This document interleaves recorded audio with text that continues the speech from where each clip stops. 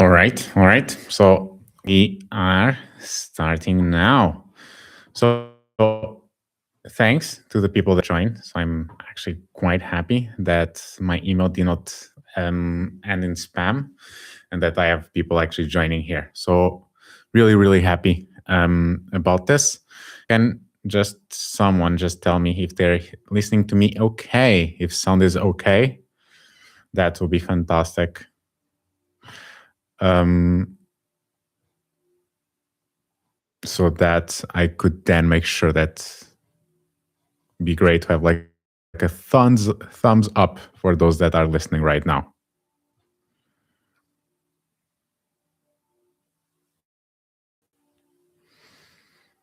Okay, so I'm going to take that. Okay, that's everyone, or that things are okay when it comes to sound. And I would say so. There's two things here. The first one is if anyone has any questions related to the courses, to then go ahead and share. And in case that you do not, then I'll go ahead and just share something, because today I released a new video on the top skills that I see for 2026. And I would present those here live as well, because I think it's a very interesting topic.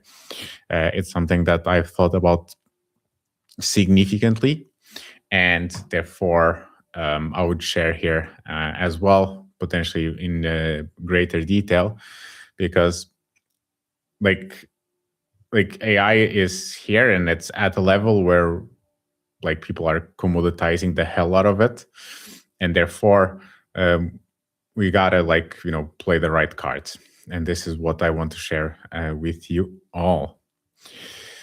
Alrighty, so let me put here, share my screen, put this in slideshow, and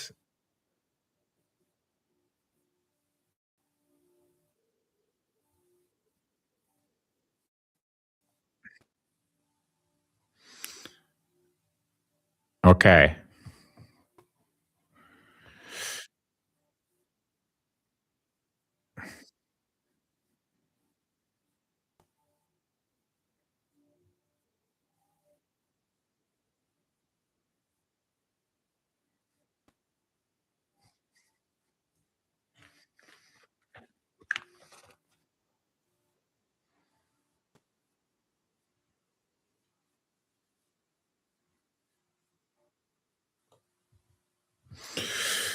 Okay, I was just having here some technical difficulties. I'm gonna go ahead and start presenting this. So these are the top 7 skills that I see for 2026, and I'm just gonna get right into it. So the first thing is that you can basically build, AI, not that scale, but you can like build 20 strategies, build 20 everything, right? So it's not really about, getting the best prompt, because whatever, maybe a good prompt gets you 10% better, 20% better. But I mean, when you can produce 1,000 quite easily, it's whatever, right? So we are going into a way that you gotta figure out of having this curator perspective, right? So this means that instead of you relying on you deciding what you're doing and deciding like, okay, I'm doing this, I'm doing that. No, like, go to the AI and like give me 20 ideas, like give me 100 ideas, give me like 1,000 ideas. Because in the end, it's not really a matter of you know having so many, but like picking the right one. Like goes with the old saying, like the electrician that comes to your house and charges you $5 for the screw and 295 for the right screw. This goes a bit towards that. And in order for us to properly build with AI, there's a few skills that I'm currently betting on myself, because I feel that that's where success is going to rely. The first one is that I don't really see ourselves as like picking the right one at first. I don't think that is going to work at all. And therefore, what we need to do is that we gotta try like a bunch of things very, very fast, and we just gotta do it.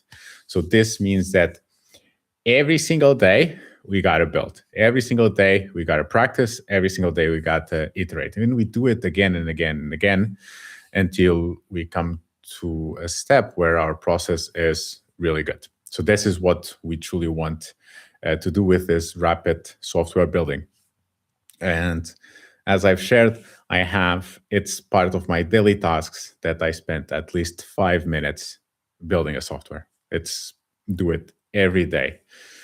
Maybe I skip Sundays.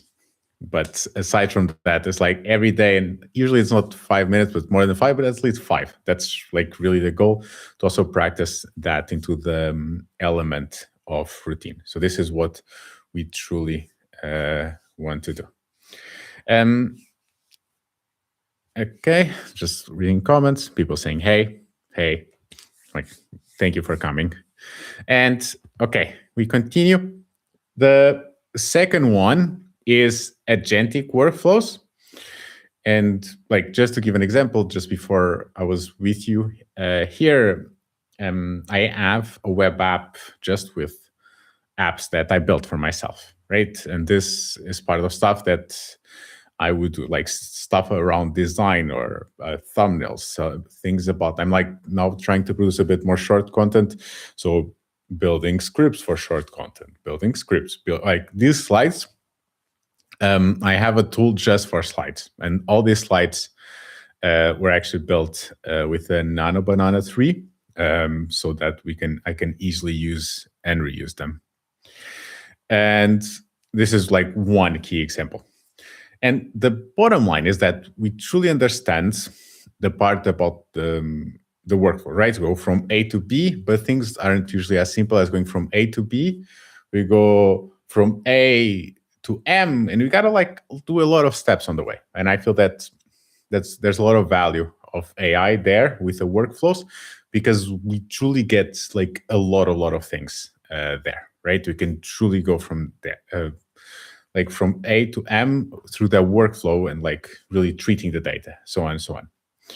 Because realistically, right, the true value is not often just on text. So text can be an output, but the inputs are often not just text. Like we have stuff like video, audio, images, right? So if you think from the perspective of the sentence where like an image is like 1,000 words, right? So if you take audio and video, it's so much more.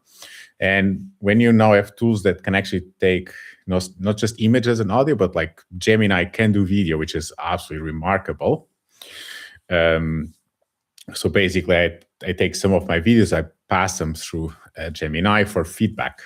This is something that I'm currently doing, and it just improves what we're doing. The next one is about orchestrating. So we got to understand that like that part about AGI or, super intelligence is not, coming soon. So AGI may come, but super intelligence is most likely not coming. I was just listening on, about super intelligence. Like if there's something that will ever have super intelligence, it will become our overlord and will become their pets. And we just gotta hope that as their pets, we are dogs and not chickens. That's the best way that I could put it. But for us to have this part about one big intelligence, it's also not something like we gotta specialize. The same way that we specialize ourselves into things that we believe that we're very good at, we gotta also like specialize our agents. So meaning that you want an agent that writes super well, one agent that does Python very well. And we may even have someone that kind of like coordinates among everyone, which is super cool, right? For more complex tasks, you got to have someone who is like a manager of the agents, but you specialize them. And this has like a very positive benefit out of this, which is if at any point there's a part of the task that is not going so well. So the analysis is not great. The Python code is not, the slides don't look pretty. The interpretation of the customer interviews was not amazing. If any of this, because our agents are modular in a way, we can pinpoint and we can figure out how to improve. We can just go there and go, okay, the agent that does customer support is not doing well. Let's iterate and improve. So these are one of the things that I see as a benefit of not having one, but actually, orchestrating and splitting the work across several. The next one is context engineering. So the way that we have been doing conversations with the bots is that basically we have one conversation, like the whole conversation goes on and on and on.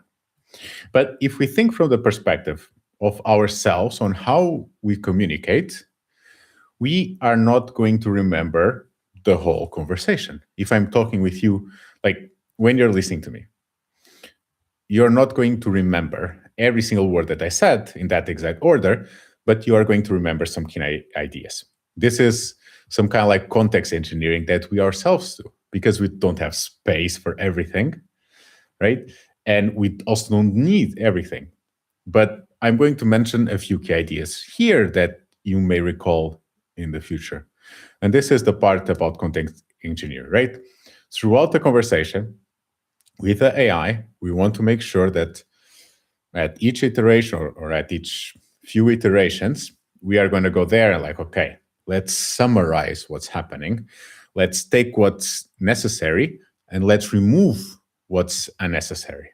And this is like super, super crucial in order that we have our agents just, really calibrating better and doing our conversation just, in a more efficient way. Because again, if at some point we have 1 million tokens, 2 million tokens, it's a bit difficult to do the retrieval correctly, right? To remember which part of the conversation was important, what is not. And it's also very important to discard the stuff that's not important. So that's one of the benefits that I see as well. Then we have skill number 5, which is for AI engine optimization. This is about marketing, how to find you. And what you got to see is that if you go and you ask for the best YouTuber, you're going to get an answer from ChatGPT. And that answer usually comes because that YouTuber has built a big trust and has like a lot of people that like him. And therefore, that trust and authority then is then represented by the LLM output. And this can be done for a lot of things.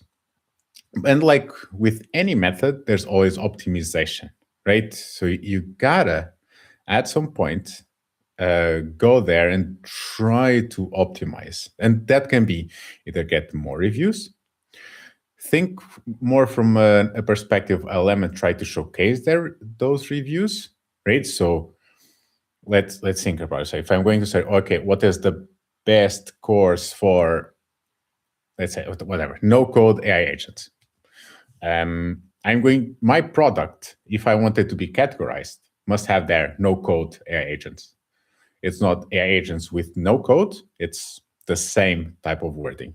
So that is going to help here as well. And if that, at some point, as some other articles online, where someone is saying that the best no-code AI courses is from the one that you created, that is even better because it adds to the trust and the authority. I checked this myself. In most of my courses, or for those topics on ChatGPT, I pop as in the top 5. Some of them as top 3, which makes me really, really happy, even though I'm not really optimizing for anything of that realm. So it's something that also comes organically as well. Number 6. So we have here the being an adult in the room. So you got to figure out what's worth using AI and what is not. So don't become a meme. This often implies that what you truly want to do is that you want to understand where AI can add value and where it cannot, right? Don't be like, there was the story from Duolingo where after they started the AI first strategy, like the company went through a cliff, simply because the company was not amazing, right? So the strategy was not good because did they need AI? Unlikely, right? So people were already engaged enough with Duolingo. And what were they using AI for? What was like the purpose?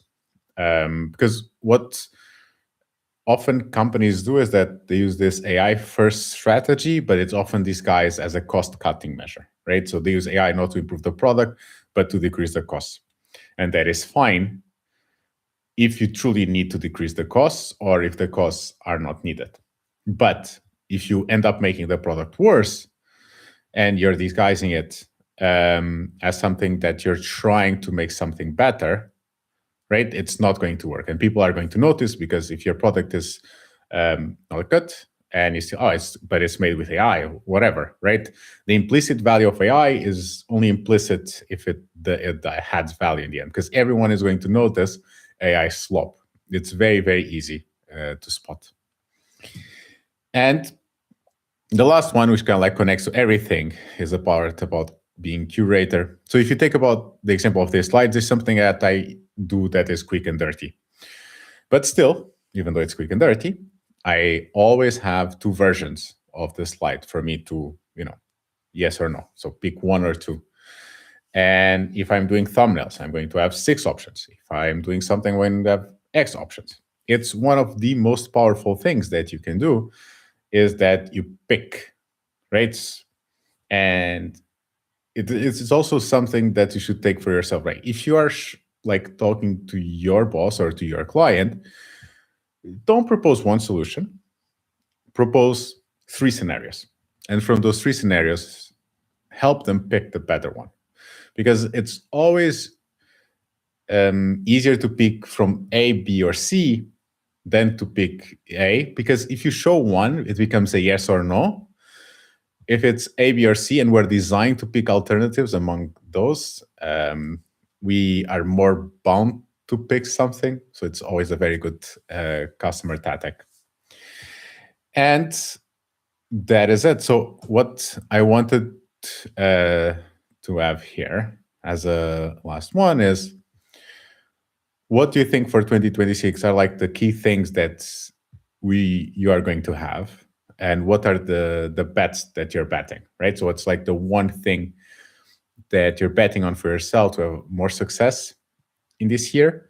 For me, I have to say, like, it's a combination of the first one. So the rapid software building is something that I'm truly practicing every single day. That is actually led to the workflows that I'm building, so I can, do it faster.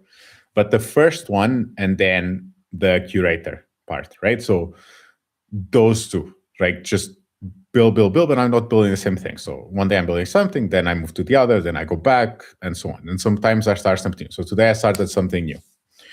And it's this iteration that I truly encourage you to do, because this is something that I think it will be very, very helpful for you all. The last thing that I want to mention here is that, actually stop sharing here.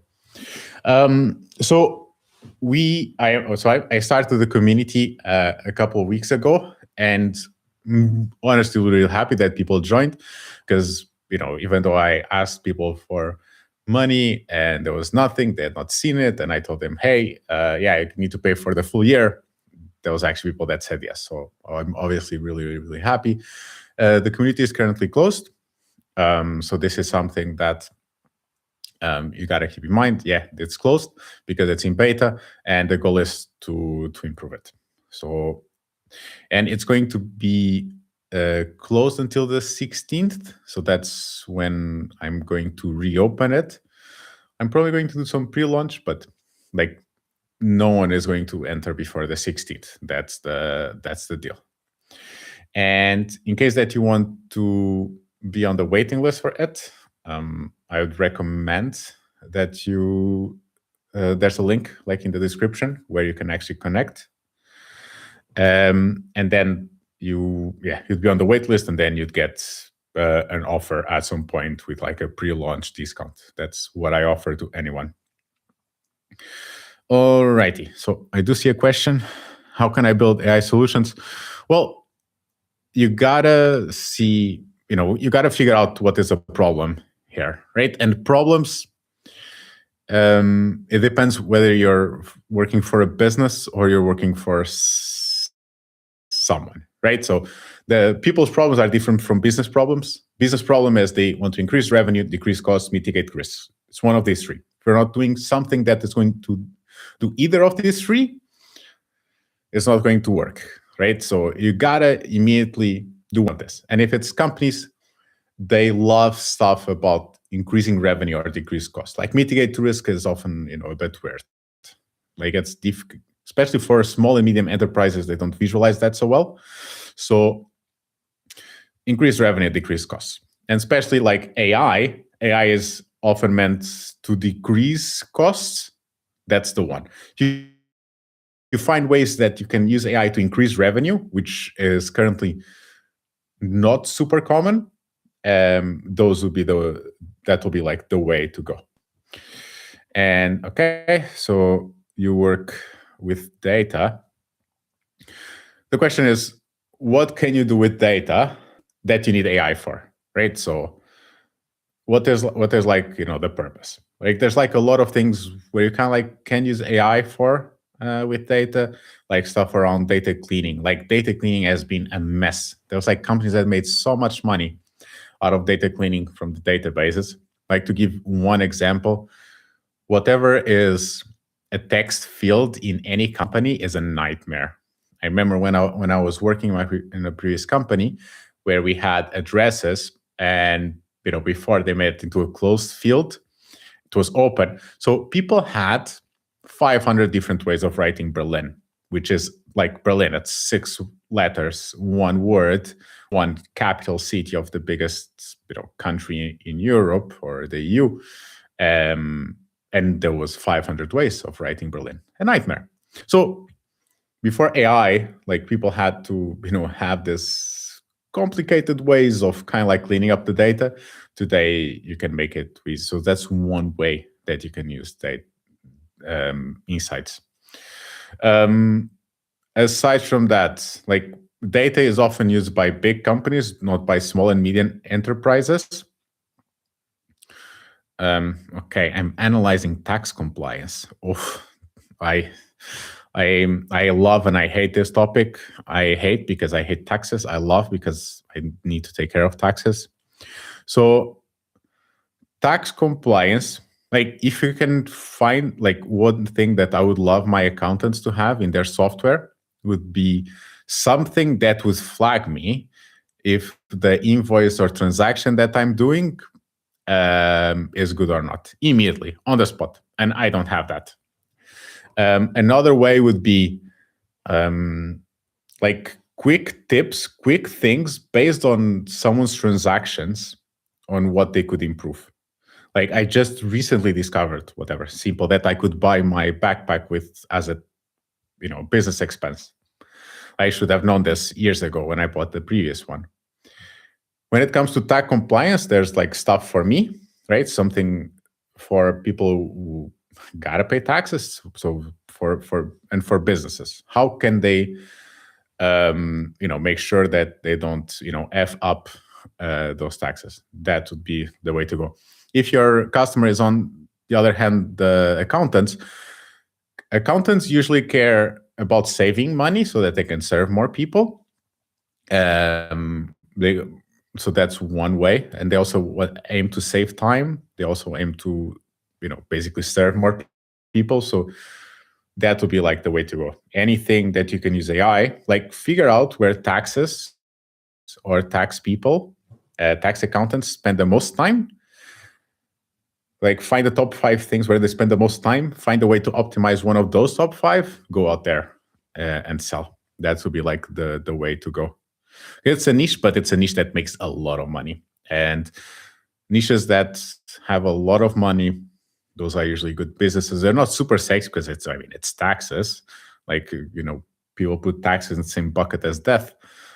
But you know, there's also a lot of money there, so that would be like the way to go. And alrighty, so I don't see any other question.